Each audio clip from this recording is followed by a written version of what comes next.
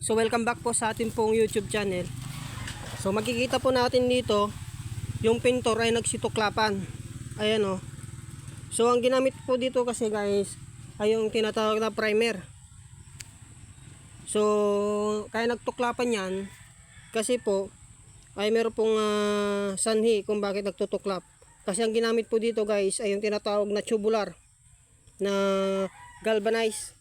So pag sinabi kasing galvanize, yung mga bakal na ito ay meron po silang anti-rusty, yung tinatawag na chrome and zinc. So kaya chrome and zinc guys, ito po yung anti-rusty, yung tinatawag na yung mga para hindi po kalawangin.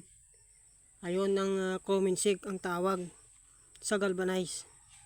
So kuya, kung bago tayo magpipintor, tas mga bago po yan, kailangan lasurin po natin yan ng turco rusty.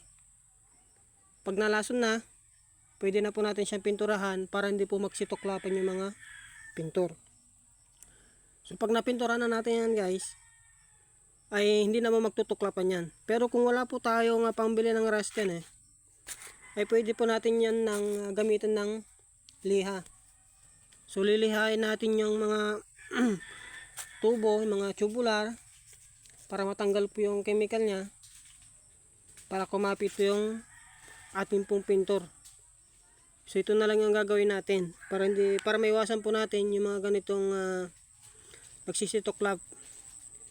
So ito yung pinakadabis na natin gagawin, na dapat kung tayo po ay magpipintor ng mga galvanize ay lasunin muna natin yung bakal para kumapit po yung pintor dito.